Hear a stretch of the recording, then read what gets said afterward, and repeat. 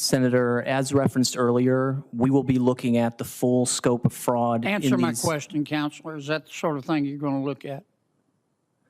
Senator, I do plan to look at the full range of potentially criminally culpable actors. Let's suppose, are you familiar with an inspector general? Yes, I'm sure Senator. you are, because you're a good lawyer.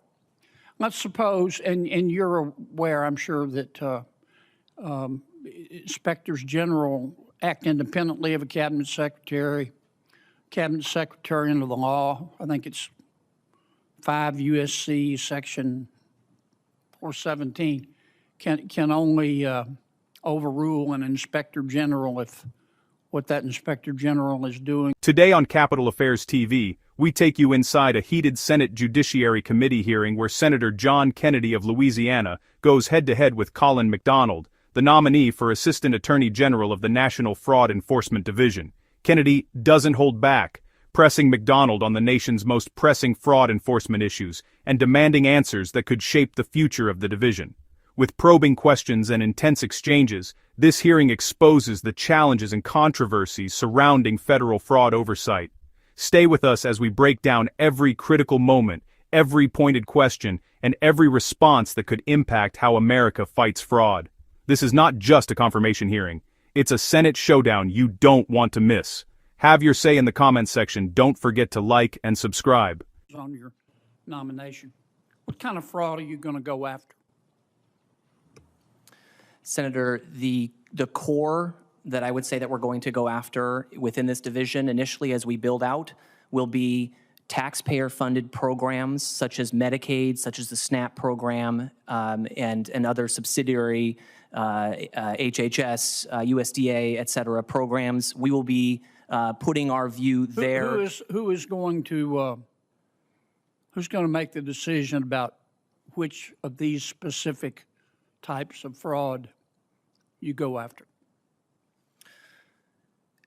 Senator, in the course of building out investigations, we work directly with the federal investigators. Who's going to make the decision about which specific types of fraud you go after? Senator, with respect to this role, I believe I will be working with the Deputy Attorney General and the Attorney General to figure out how we prioritize this mountain of fraud. So it's you, the Deputy Attorney General, and the Attorney General? Yes, Senator. Okay. So if you've got 10 cases of clear fraud, you and the Deputy and the Attorney General will sit down and decide which ones to prosecute and prioritize?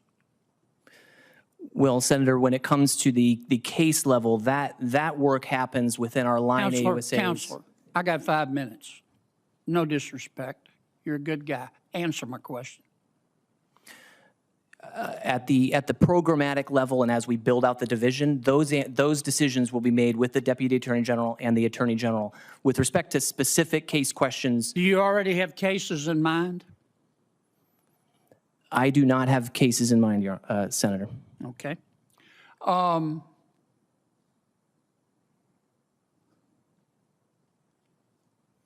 So suppose we can agree. I think that the federal taxpayers, American taxpayers, put up between 50 and 90% of the money in the Medicaid program. States love it. Let's suppose that you have a governor who knows there's fraud in his Medicaid program, but he ignores it because he would lose all this federal money. Is that fraud? Senator, I think that's a form of fraud, waste, and abuse. Whether it fits within the contours of criminal culpability, is that the sort of thing you're going to look at? Senator, as referenced earlier, we will be looking at the full scope of fraud. Answer my question, Counselor. Is that the sort of thing you're going to look at?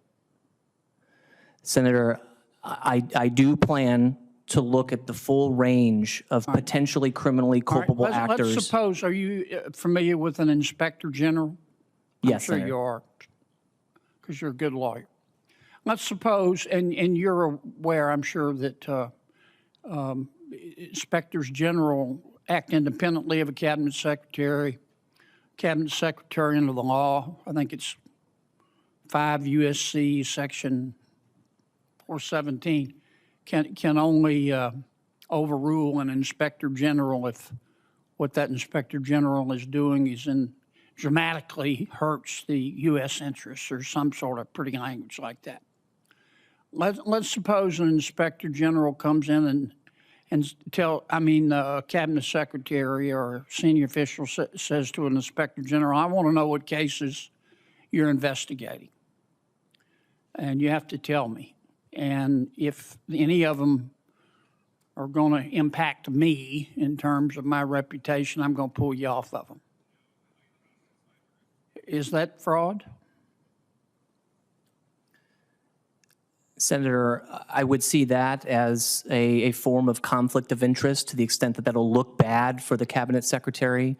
I know that. Is that the sort of thing you're going to get involved in? Senator, I will be focused on criminal prosecutions. That will be my focus in identifying fraudsters operating, taking money. Let's suppose the Census Bureau tells you that 11% of the American people are poor, and we get to decide the definition.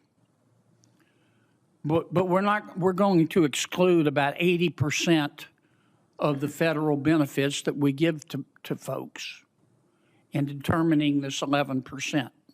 So that instead of 11%, we really have only 1% of the American people that are below the poverty level. Is that fraud? Is it fraud if a cabinet secretary knows that and doesn't do anything about it?